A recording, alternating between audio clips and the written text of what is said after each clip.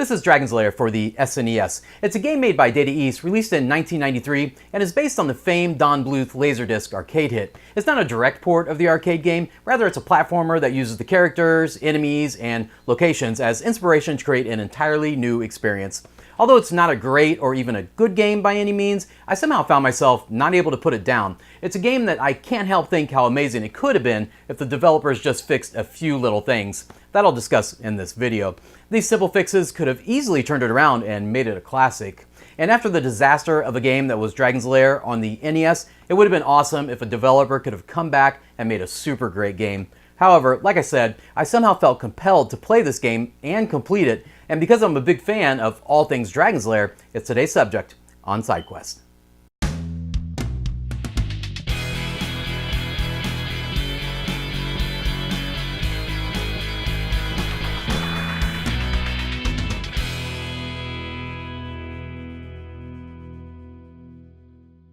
After the dud of a game that was Dragon's Lair on the NES developed by ImageSoft in 1990, just a few years later, in 1993, another attempt was made to cash in on the 1983 arcade Laserdisc classic on a Nintendo system.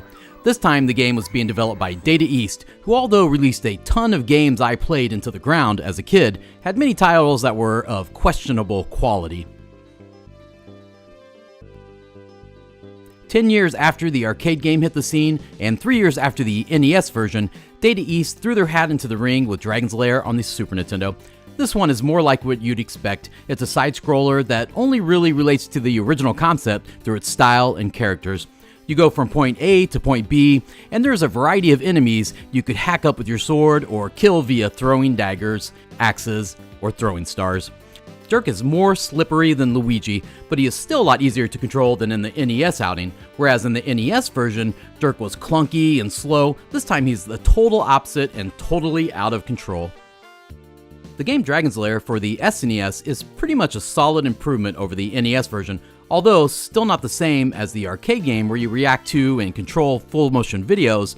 This game still maintains the 2D side-scrolling gameplay mechanics as the NES version. You still control the hero, Dirk the Daring, on his quest to save Princess Daphne from the clutches of the evil Singe the Dragon, and you'll also encounter other enemies pulled right from the classic arcade game.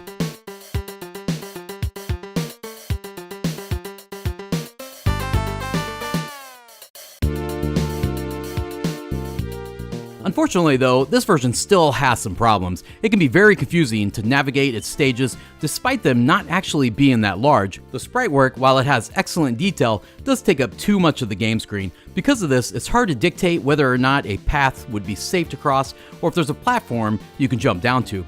Enemies may also sometimes pop up in ways that the player is least likely to see coming. They can be killed relatively easily at least. Using the sword is a guaranteed instant kill. Dirk can also collect daggers, axes, and throwing stars that work fine enough for distant strikes. However, there are other curveballs thrown into the mix that don't help matters. There are instances where a level could seem to end one way only for the map to lead into a level you already beat, so you'd have to find the right end goal for the one you just played through. I guess I saw Super Mario World do it and thought they could do the same thing, but they forgot that Mario World handled its level designs phenomenally.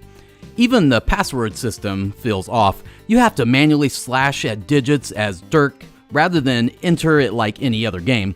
Although, I suppose to be fair, the fact that there's a password system in this to begin with is better than forcing the player to go through the entire venture in one long sitting with just a few lives at his or her disposal. One more quirk or misstep the developers made with this game is in the way Dirk the Daring handles his sword and his attack range and motion. For one, the attack range is very short, and you have to be very close to the enemies to wipe them out. Also, when swinging his sword, he only swings in a downward motion, so hitting an enemy up high is not a thing. Also, to make this worse, you can't swing your sword when jumping. This all makes attacking very annoying, and I'd often find myself trying to avoid enemies more than sending them to their death. Whereas Dragon's Lair on the NES was a near complete waste, Dragon's Lair on the SNES isn't a total terrible game, but it has its quirks that platforming fans are sure to question.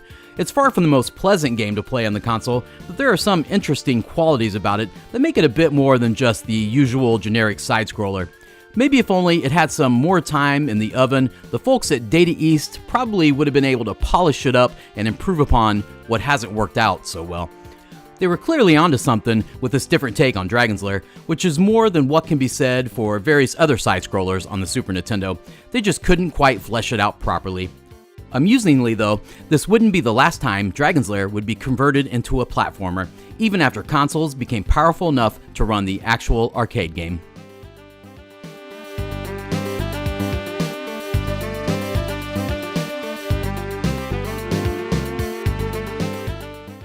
Hey, thanks for checking out this video all about Dragon's Lair for the SNES. Although it's another not so great reimagining for a Nintendo console, it's still worth checking out if you're a fan of the arcade classic. It's fun to check out what Data East was trying to do and to see what they could have done if they just made some simple changes. However, on my quest to check out other Nintendo Dragon's Lair games, I have a couple coming up that are outstanding. Be sure to check out the reviews of Dragon's Lair on the Game Boy and Dragon's Lair 3D on the GameCube in the coming weeks. And if you have any thoughts on Dragon's Lair for the SNES, or any Dragon's Lair game for that matter, let's talk about it in the comments, and I'll catch you in my next video.